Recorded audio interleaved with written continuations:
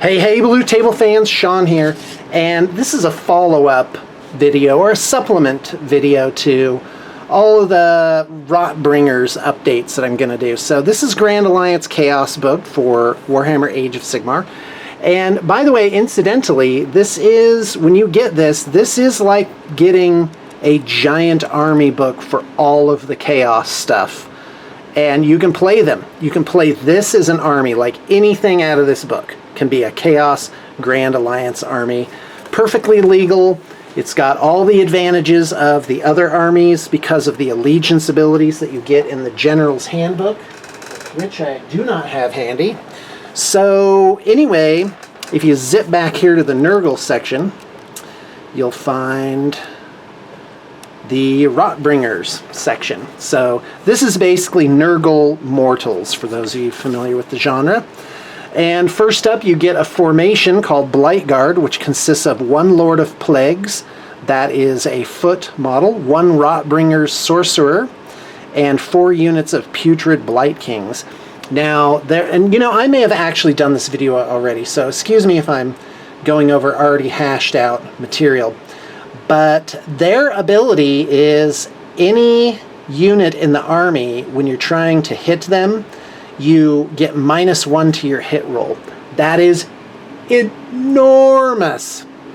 A huge, amazing defensive ability. And it's any attacks. It's ranged and close combat. Elsewhere in the Age of Sigmar rules, you'll find, excuse me, you'll find things that do one or the other, but rarely both. And not only that, you can reroll wounds of 1 for Blight Guard models in the combat phase. So in close combat, they reroll wounds of 1.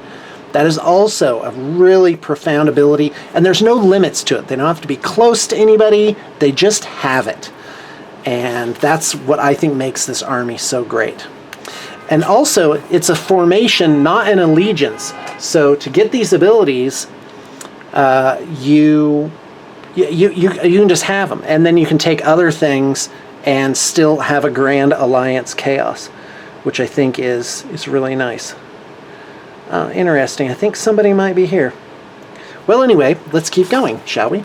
So you got Glotkin. Now I'm going to take this model, use the main guy to make a really cool Great Unclean one. And I'm going to use the riders. Let's get a close-up on those guys. I'm going to use the riders to make characters. So a sorcerer and a leader type guy.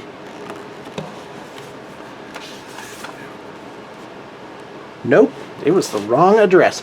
Okay, so when you buy a Maggoth Lord, you've got 3 different options. You have one for Morbidex Twiceborn, one for Bloab Rotspawn, and another for Orgot's Demon Spew. Now, these 3, they all cost the same amount of points. Yes, points. I hate points, but it's coming. It is,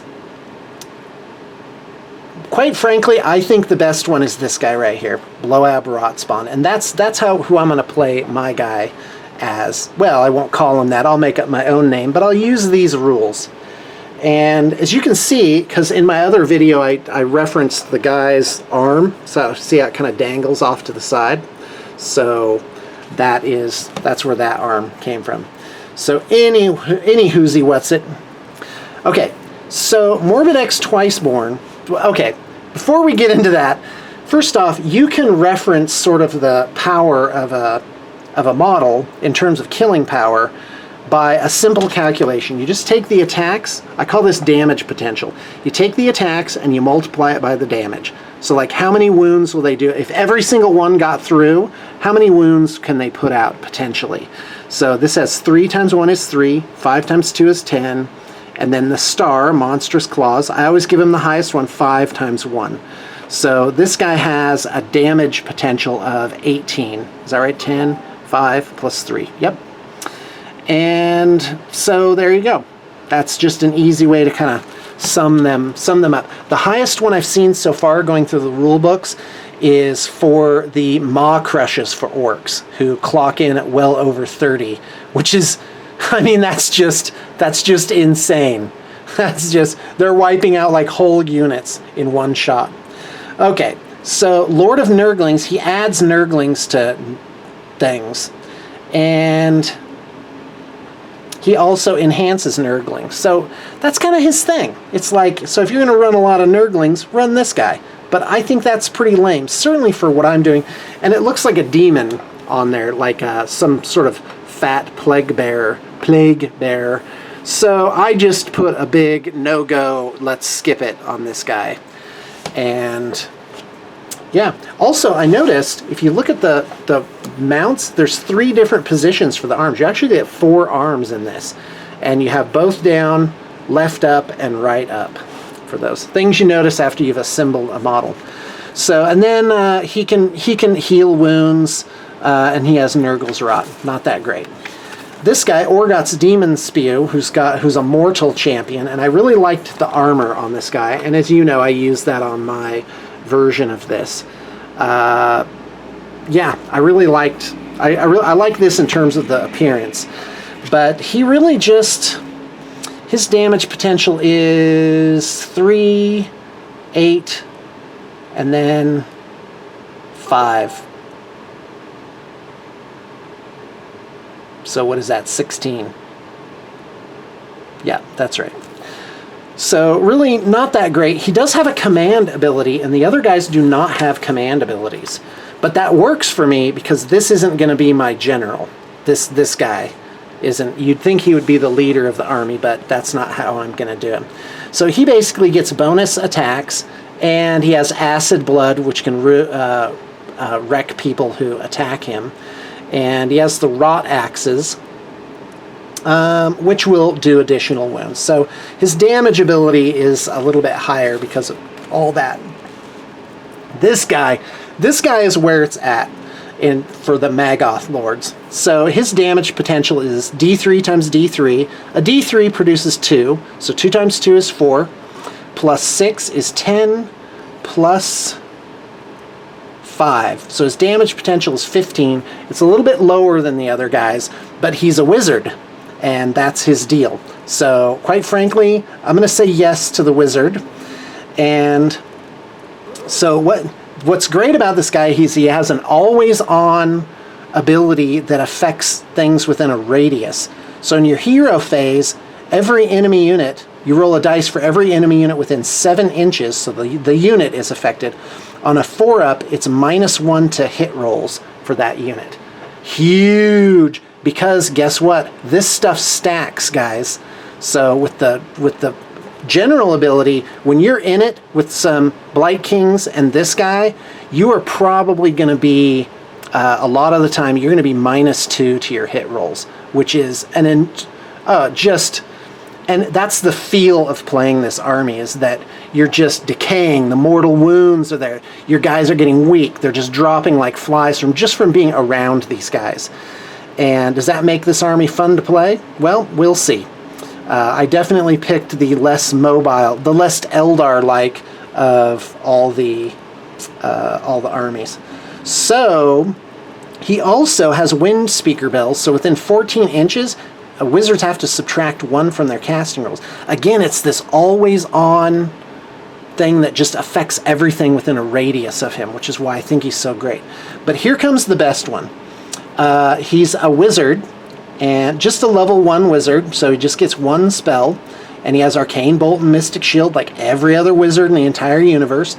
But he has Miasma of Pestilence, which is casting value 6, so pretty easy to roll a 6-up.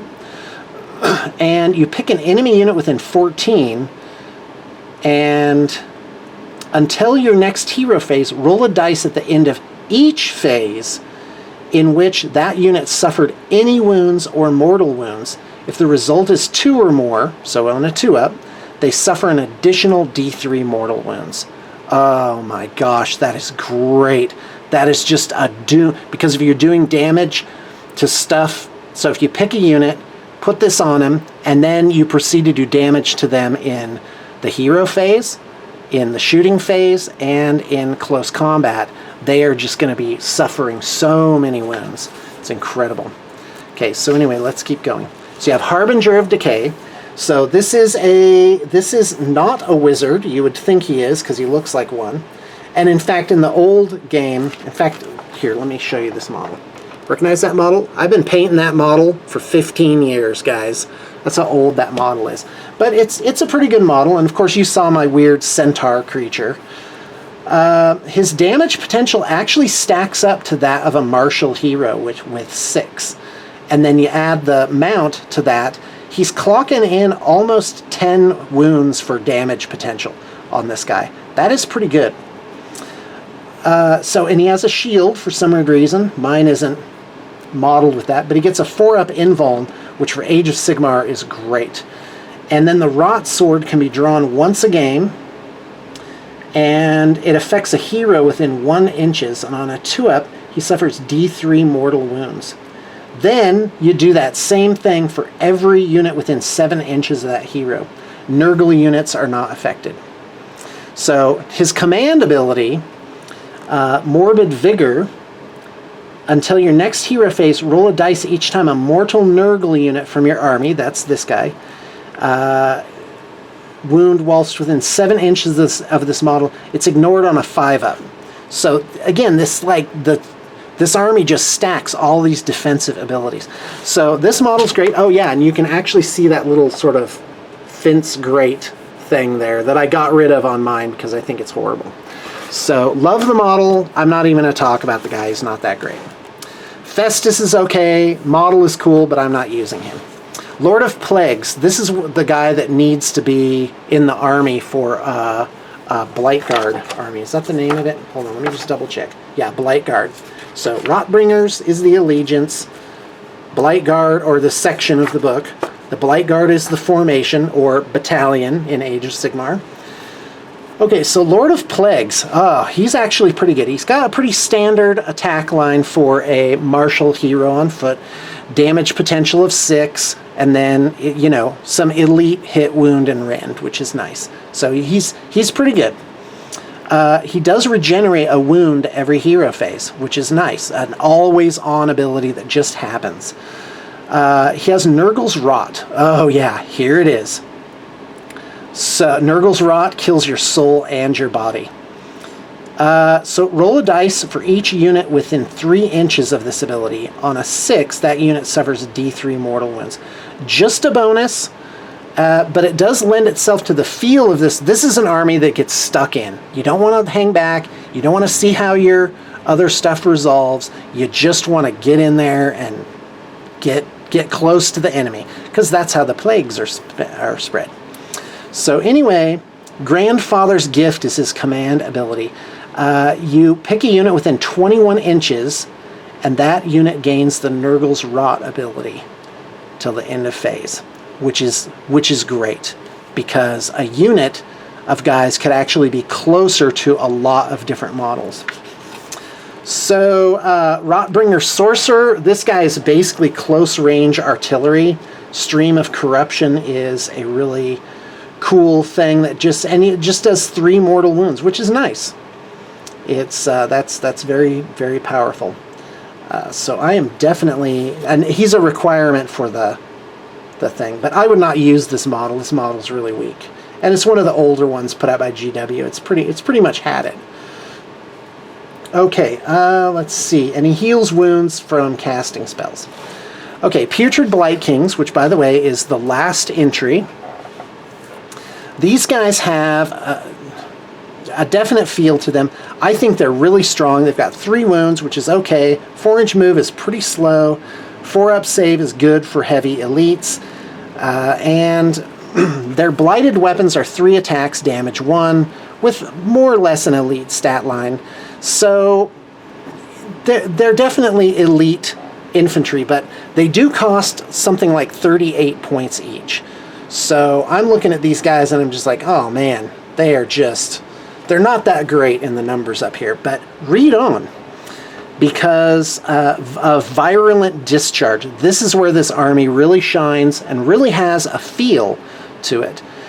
In your hero phase, roll a dice for this unit and each other unit within 3 inches. On a roll of a 6, that unit suffers D3 mortal wounds, or heals D3 wounds if it is a Nurgle unit. So when you have 4 of these units on the board and they are stuck in, your hero phase is going to be real long because you're going to be rolling a die 6.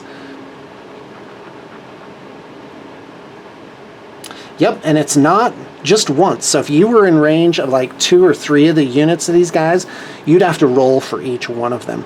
Roll a dice for this unit and each other unit within 3 inches, not any unit with this ability, which is how it's phrased sometimes. On a roll of 6, that unit suffers D3 mortal wounds or heals D3 wounds if it is a Nurgle unit. So these guys in a group are just going to be like healing each other. I mean, I can't get over the potential of this, and that's the feeling you're going to get playing against these guys, that it's just this blob that you just can't kill them, and your own guys just are like getting worn down. Blighted weapons, if the hit roll, and that's important because that's at the top, and they have 3 attacks. If the hit roll with a blighted weapon is 6 or more, that attack scores D6 hits rather than 1 as the victim's flesh begins to blacken with necrosis. Nice. So what does that mean? It means a unit of these guys is going to be doing 15 attacks, and you're going to hit with about 10 of them normally. But on average, 3 of those are going to change into D6 hits. So you're going to get 7 hits plus 3d6. You're going to get 18 hits. On average, so that means on average, attacking with these guys, with 15 attacks, you're actually going to get 17 or 18 hits out of it. And that's what makes the Blight Kings really, really, really, really shine, because of all these wounds that they're putting out. So they're fantastic. Well, guys, that's Rotbringers. My next one is going to be Skaven Scryer. I am going to be doing a Nurgle Demons army, so you're going to be hearing a lot about them, and it'll fit really, and you just play them in the same army. And if I want to get something from up here, I can get something from up here too. You can just, so for example, I'm going to have a Chaos War Shrine in my army. Why not? All right, guys, that's all I got to say. That turned into something a lot longer than I had hoped. But I hope you enjoy. Do look us up for your assembly and painting needs. I've got a great crew shaping up here in Salt Lake, and our contact information is in the liner notes.